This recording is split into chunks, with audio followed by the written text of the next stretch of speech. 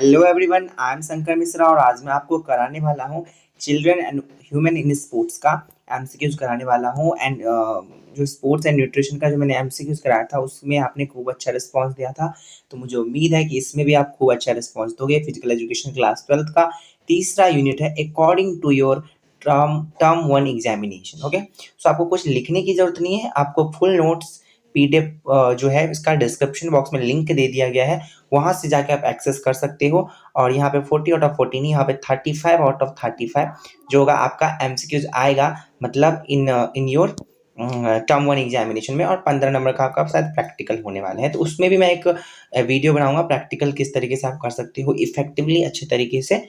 ठीक है, तो चलिए उससे पहले हम अभी आज का तो कर ले कंप्लीट की हमारा एमसीक्यूज करने वाले हैं। ओके, सबसे पहला क्वेश्चन है कि विच development is a motor development. Motor development एक ऐसा डेवलपमेंट होता है बच्चों जो आपका बर्थ से लेके टिल डेथ तक होता रहता है, चाहे वो छोटा सा डेवलपमेंट हो चाहे वो बड़ा सा डेवलपमेंट हो, तो उसे हम क्या कहते हैं, मोटर डेवलपमेंट। और it is a most important question जो प्रोबेबली आ सकता है आपके बोर्ड एग्जाम में। तो इसमें से हो सकता है आपको मोटर डेवलपमेंट के टॉपिक से चाहे ये वाला क्वेश्चन आ जाए, चाहे घुमा फिरा के और क्वेश्चन आ जाए जो मैंने अभी आगे कराए हुए हैं। ओके, सो यहाँ पर देखिए सबसे पहला ऑप्शन है बोन्स एंड मसल्स वाला डेवलपमेंट, क्या मोटर डेवलपमेंट कहलाएगा? चलिए आगे वाले जो हमारा ऑप्शन है उसको भी चेक कर लेते हैं। सेंस ऑर्गन्स का डेवलपमेंट, सेंस ऑर्गन्स यहाँ पर डेवलपमेंट नहीं, बिल्कुल गलत। डिसऑर्डर डेवलपमेंट, डिसऑर्डर का डेवलपमेंट होना, it is not a motor development.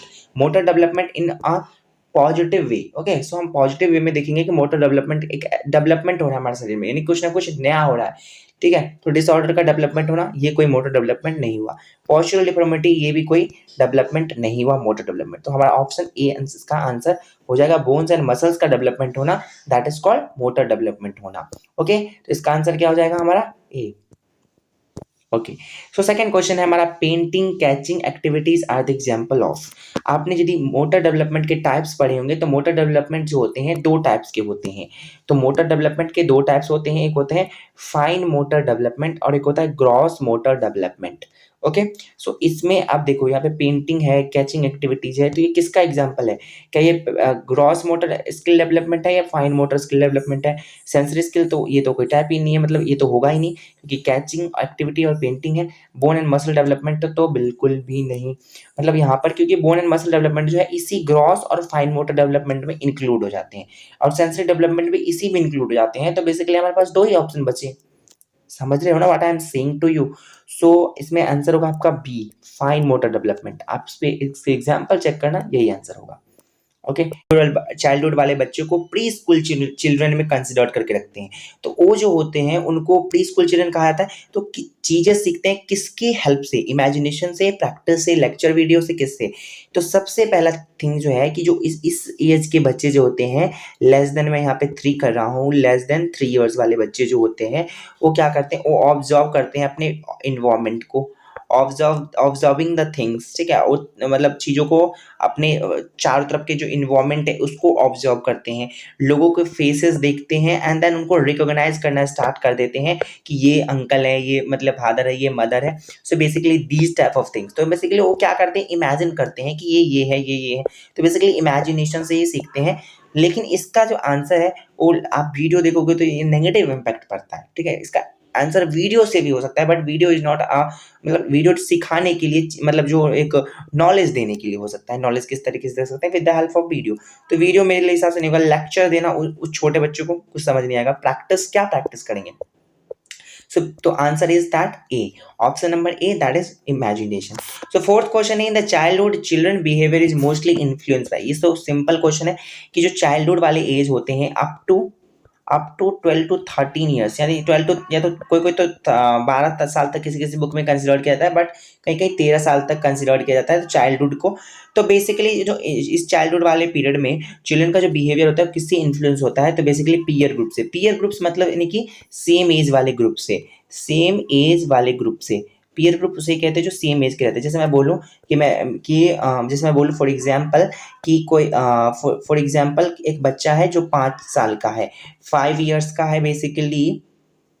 Suppose 5 years वाले बच्चे हैं मान लो, और उनको अब मैं बताऊं उनका दोस्त भी है एक 6 साल का, या फिर 5 से 6 साल का, और एक एक अंकल है जो 18 से मतलब अंकल हुए इसी बच्चे के लिए, 5 साल के बच्चों के लिए, लेकिन एक और बच्चा है 18 से 19 साल का, ठीक।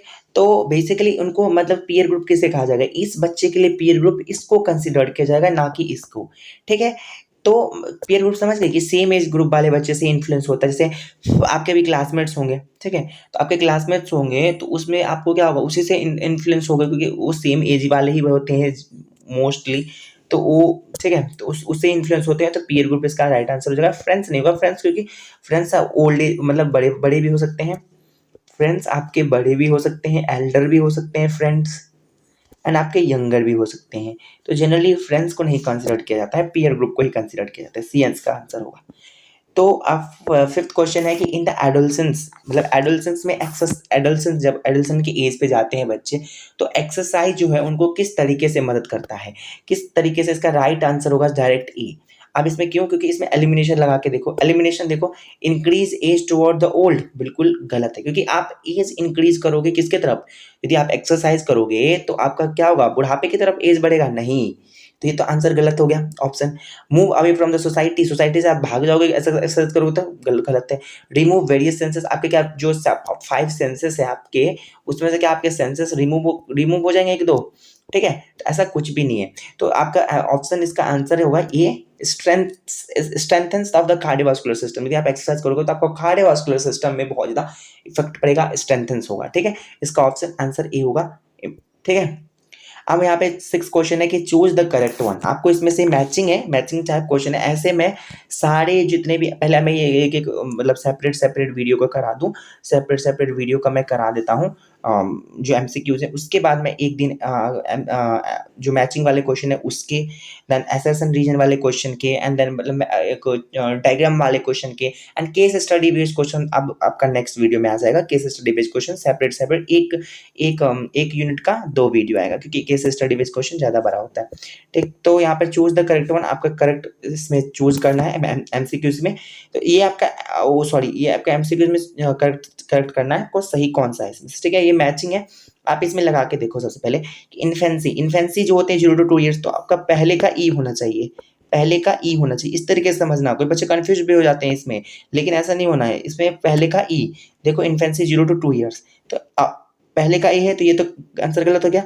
आपको एक एक पता चला, ठीक है, उसमें से देखो एलिमिनेशन कितना लगता है तेज, आपको 1 का बी, तो ये भी गलत है। आपके पास बचा है बी और डी, बी और सी, अब आपके पास क्या बचा है, बी और सी। अब इसका दूसरा चेक करो, इसमें 2 का सी दे रखा है, old age is 60 years and above, ठीक है, तो यहाँ पे 2 का सी, तो ये तो बिल्कुल सही लग रहा है आपको, क्योंकि ओल्ड एज होते हैं 60 ईयर्स से ज्यादा वाले होते हैं, 60 ईयर्स से एवब वाले होते हैं, क्या आपके ओल्ड एज में कंसिडर्ड किए जाते हैं। अब यहाँ पे देखो दूसरे का डी 3 to 12 ईयर्स को आप ओल्ड एज कह सकते हो, नहीं कह सकते, तो ये आपका ऑप्शन सी भी एलिमिनेट हो गया, और आपका ऑप्शन बी इसका आंसर हो जाता है, ठीक है, 6 का। इसी तरीके से आप एलिमिनेशन लगा दो उसमें, किसमें, मैचिंग वाले क्वेश्चन में आपके डायरेक्टली हो जाते हैं। अब आता है आपका question number 7, types of motor developments are. मैंने अभी पहले क्वेश्चन में बताया था आपको मोटर डेवलपमेंट कितने टाइप के होते हैं, 2 टाइप के होते हैं, कौन, ग्रॉस मोटर डेवलपमेंट और फाइन मोटर डेवलपमेंट। इसको मुझे आंसर बताने की जरूरत नहीं है, इसका आंसर सी हो जाएगा। Early childhood stage is also known as, आपका जो अर्ली चाइल्डहुड का स्टेज जो होता है उसे हम क्या कहते हैं, अर्ली चाइल्डहुड स्टेज को हम ये भी कहते हैं प्री स्कूल ईयर्स। क्या कहते हैं, प्री स्कूल ईयर्स। ये जो छोटे छोटे कॉन्सेप्ट है ना, उसको याद कर लेना, ठीक है, क्योंकि ये अच्छा होगा। प्री स्कूल ईयर्स कहते हैं। अब क्योंकि मतलब स्कूल से जाने से पहले, अब प्री स्कूल ईयर्स क्यों कहते हैं, बोलोगे प्री स्कूल ईयर्स क्यों कहते हैं, क्योंकि स्कूल से पहले का समय, मतलब स्कूल में अभी एंटर नहीं लिए, ठीक है, लेकिन वो क्या किए हैं, स्कूल से पहले का समय, जो स्कूल में 3 साल के बाद ही मोस्टली जाते हैं बच्चे, 4 साल में एडमिशन होता है। तो एडोलसेंस स्टेज जो है आपका स्टार्ट होता है कब से कब तक, एडोलसेंस का जो स्टेज है वो कब से कब तक स्टार्ट होता है, तो बेसिकली इसका आंसर होगा 13 to 19 ईयर्स। 13 to 19 ईयर्स से स्टार्ट, मतलब 13 ईयर्स से स्टार्ट होता है, 19 ईयर्स, 12 ईयर्स तक आपका चाइल्डहुड रहता है, ठीक है। चाइल्डहुड में भी स्टेजेस होते हैं, अर्ली चाइल्डहुड, लेटर चाइल्डहुड, इस तरीके से। एंड इसके बाद एडोलसेंस स्टार्ट होता है 13 to 19 ईयर्स, और अभी आप क्या हो, एडोलसेंस के स्टेज पे हो, ए इसका राइट आंसर होगा, ठीक है, क्योंकि अभी आपके जनरली जो एजेस होंगे 17, 18, 19 इसी में वैरी कर रहे होंगे सभी के, तो 13 to 19 ईयर्स अभी आप क्या हो, एडोलसेंस स्टेज में हो, ठीक है। अब जो 10th क्वेश्चन है एडल्टहुड, एडल्टहुड जो है आपका स्टार्ट होता है कब से कब तक, तो एबव बताओ, एबव 10 ईयर्स, एबव 19 ईयर्स, ठीक है, तो 19 ईयर्स के बाद एडोलेसेंस जब स्टेज खत्म हो जाता है, एडोलेसेंस स्टेज जब खत्म हो जाता है तो क्या होता है 19 ईयर्स तक आपका एडल्टहुड रहता है, और उसके बाद जो है 60 ईयर्स के बाद आपका क्या होता है बेसिकली ओल्ड एज स्टार्ट हो जाता है, ओल्ड एज स्टार्ट होता है, ठीक। एंड देन तो आपका इसका आंसर भी बी हो जाएगा, अबव 19 ईयर्स, ठीक। तो यहाँ पर होता है टेंथ क्वेश्चन है कि डिफॉर्मिटी का मतलब क्या होता है। ओ सॉरी, टेंथ क्वेश्चन यही था, एडल्टहुड का ही था, टेंथ क्वेश्चन बी हो गया। अब 11th क्वेश्चन है डिफॉर्मिटी का मतलब होता है किसी ऐसे मतलब बॉडी में किसी भी एक पार्ट का या फिर किसी भी बॉडी के किसी पार्ट का काम, मतलब बॉडी के किसी भी अंग में यदि आपको कुछ भी काम नहीं कर रहा हो तो उसे हम डिफॉर्मिटी कहते हैं। Malfunction of any component of the body that is called deformity, इसका आंसर यही होगा। Malfunction of the body organs, गलत, ऑर्गन्स को ही, सिर्फ बॉडी ऑर्गन्स तो पूरे होते हैं, लेकिन कंपोनेंट ऑफ द बॉडी, हम ऑर्गन्स मतलब एक एक चीज में, हड्डी में भी यदि अंदर में तकलीफ है, यदि हम हड्डी के अंदर भी तकलीफ है तो उसे हम डिफॉर्मिटी कहेंगे।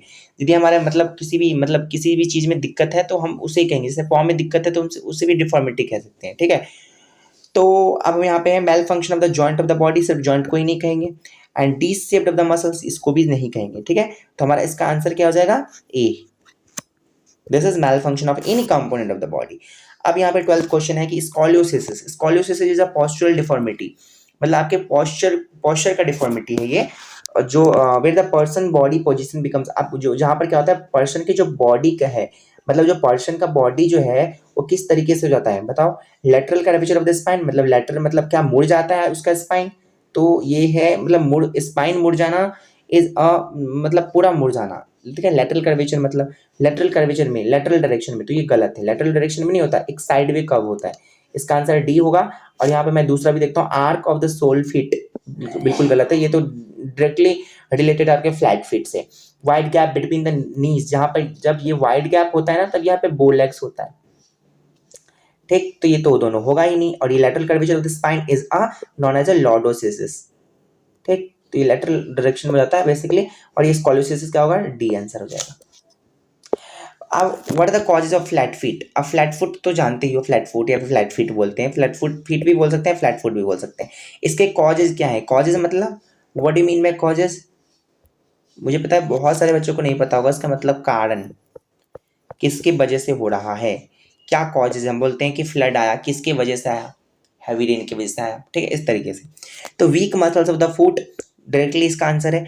Improper shoes of carry heavy weighted, आपका मसल्स का फुट का मसल्स कमजोर है, या फिर आपका शूज पहनते हो, जूते पहनते हो, इम्प्रॉपर शूज पहनते हो ऑफ कैरी हैवी वेट, और मतलब शूज भी इम्प्रॉपर पहनते हो और मतलब ज़्यादा वजन लाद के चलते हो, ठीक है। और healthy muscle of the body तो होगा ही नहीं फ्लैट फिट का कॉजेज, क्योंकि हेल्दी हो तो उसमें कोई दिक्कत ही नहीं होने वाला, इसका बोथ आंसर होगा ए एंड बी, इसका आंसर हो जाएगा डी, ठीक।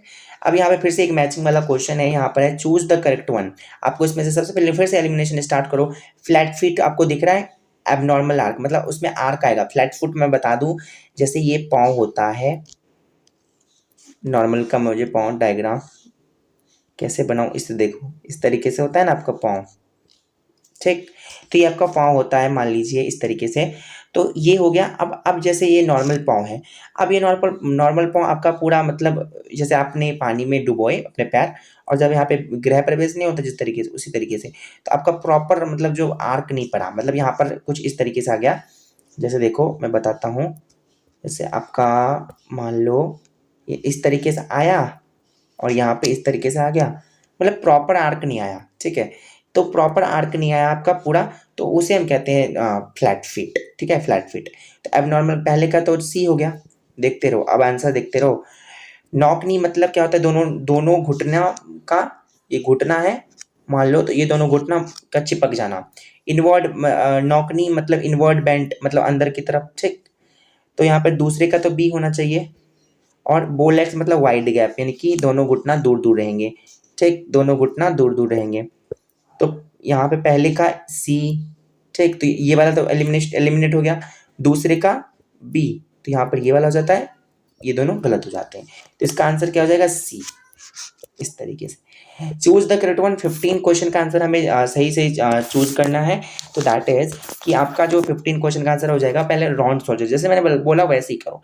पहले राउंड सोल्जर देखो कहाँ पर राउंड सोल्जर वाला आंसर मिल रहा है हमें। तो राउंड सोल्जर मतलब forward bending of the soldier, मतलब सोल्जर का आगे की तरफ झुक जाना।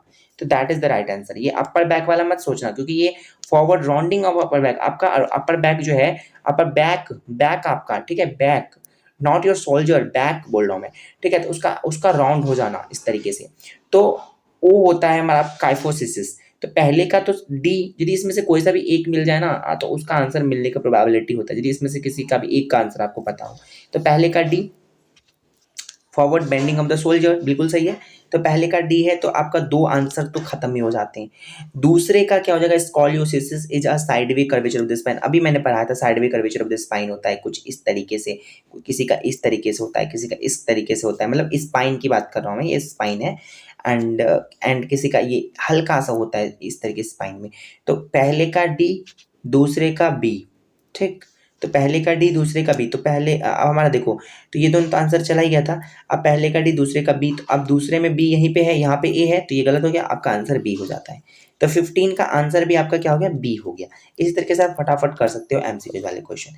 अब यहाँ पे 16 क्वेश्चन जो है ये इंपॉर्टेंट है कि round upper back is also known as, अभी मैंने बताया कि राउंड अपर बैक को हम काइफोसिस भी बोलते हैं। आप एक बार बुक खोलिएगा, वहाँ पे डायग्राम देखिएगा, ठीक। डायग्राम चेक करो एंड देन देखो कि आपको समझ में नहीं आ रहा, नहीं आएगा तो आप मेरे जो मैं इसी वीडियो में children and human in sports का लिंक दे दिया है डिस्क्रिप्शन बॉक्स में, आप जाके देख लो, वहां से आपका थ्योरी पार्ट देख लो, आपको सारे कंसेप्ट क्लियर हो जाएंगे, ठीक। काइफोसिस इसका आंसर। यदि आपका कॉन्सेप्ट क्लियर हो जाता है तो आपको कोई जरूरत नहीं है देखने का, ठीक है। टाइम आपके पास ज़्यादा नहीं है, आपको अब तैयारी करो एमसीक्यूज का इस सीरीज से। Round upper back is also known as kyphosis. नहीं समझ में आता तो फिर से थ्योरी वाला पार्ट डिस्क्रिप्शन बॉक्स में दे दिया, उसका लिंक जाके आप चेक कर सकते हो।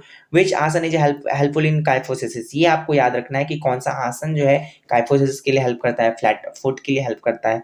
तो ये है धनुरासन। इसका आंसर डायरेक्ट मैं बता देता हूँ, धनुरासन, ये आप याद कर लेना, ठीक है। Invert curvature of the spine is also known as, आपका invert curvature of the spine जो होगा वो किसको रिलेटेड है, किससे रिलेटेड है, invert curvature of the spine. आपका जो स्पाइन है, आपका जो रीढ़ की हड्डी है, वो अंदर की तरफ चला गया, हल्का अंदर की तरफ चला गया है, that is called lordosis. Invert curvature of the spine is lordosis. So इसका आंसर भी बी हो जाएगा, ठीक। If there is not a proper arch of the footprint, ये तो देख के समझ में आ जाना चाहिए कि फ्लोर पे आपका, अभी मैंने बताया था कि फुटप्रिंट ना आए, आपके सही से आर्क ना आए बने, तो आपको क्या है, यहाँ पे फ्लैट फुट है, तो इसका आंसर डी हो जाएगा,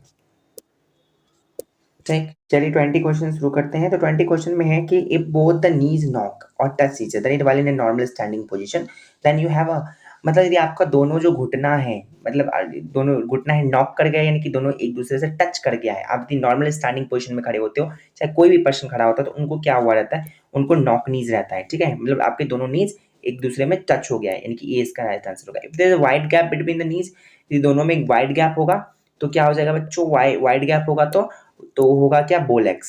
बी, इसका डिफरेंस याद रखना, दोनों में नीज नॉक हो जाते हैं तो नॉक नी, और दोनों लेग्स, दोनों नी जो होते हैं अपार्ट रहते हैं एक दूसरे से, then you have a bowlegs. Select the correct reason for the less participation of female in sports. Female in sports में इतने ही ज़्यादा आ सकते हैं, और यदि आएंगे क्वेश्चन तो मैं केस स्टडी में करा दूंगा। तो आपके जो है मतलब लेस पार्टिसिपेशन और भी कराऊंगा केस स्टडी बेस्ड क्वेश्चन में, तो आपको समझ में आ जाएगा, अंडरस्टैंड हो जाएगा कि किस तरह के क्वेश्चन आ सकते हैं। तो select the correct reason for the less participation of females in sports. तो फीमेल का स्पोर्ट्स में कम हिस्सेदारी, मतलब फीमेल का जो स्पोर्ट्स में कम हिस्सेदारी का क्या कारण है, रीजन क्या है। Low physical fitness, absolutely right. Lack of education, absolutely right. Good legal system, good legal system होता तो हमारा लेस पार्टिसिपेशन नहीं होता, मोर पार्टिसिपेशन होता फीमेल के स्पोर्ट्स में। तो इसका आंसर क्या हो जाएगा, D, okay, both A and B. Select the correct reason to improve the participation. अब हम किस तरीके से स्पोर्ट्स में फीमेल का जो पार्टिसिपेशन है स्पोर्ट्स में, किस तरीके से हम इम्प्रूव कर सकते हैं। तो किस तरीके से कर सकते हैं, गुड लीगल सिस्टम होगा, तब फीमेल रोल मॉडल रखो, जैसे कि मतलब जैसे मान लो अभी बहुत सारे फीमेल रोल मॉडल है इन एवरी स्पोर्ट्स में, ठीक है। और वहाँ से लोग अब क्या करते हैं, अब गर्ल्स और वीमेन जो है अब जीतती भी हैं, तो वहाँ पर वो क्या करते हैं, उनको प्रेरणा मिलता है कि if she can do it then she is also can do it. तो इस तरीके से आप कर सकते हो कि if she can do it then I can also do it, इस तरीके से। तो ऑप्शन सी आंसर होगा कि तो मतलब यदि वो कर सकते हैं तो वे क्यों नहीं कर सकते, they why they can't do it. Okay, so this type of things. So thank you so much for watching my video. यदि आपको थोड़ा सा भी पसंद आया हो तो प्लीज़ सब्सक्राइब कर दो मेरे यूट्यूब चैनल को, एंड इंस्टाग्राम आई डी पे मुझे फॉलो कर लो, दैट इज़ शंकर मिश्रा 9897। नहीं पसंद आया तो आप ये डिसलाइक वाला बटन है, इस तरीके से उसको ऐसे करके उसको डिसलाइक कर दो, ठीक है। नहीं पसंद है तो पता तो चलेगा कि उसको बच्चों को नहीं समझ में आया। यदि समझ में आ गया हो तो एक थैंक्स या फिर एक अंडरस्टूड इस तरीके से कुछ लिख दो कमेंट बॉक्स में, so that we can motivate and make videos on that topic which is not clear to you. Okay, so thank you so much, and उम्मीद करता हूँ आपको पसंद आया होगा, तो लाइक कर दो। ओके, सब्सक्राइब तो कर ही देना। Thank you.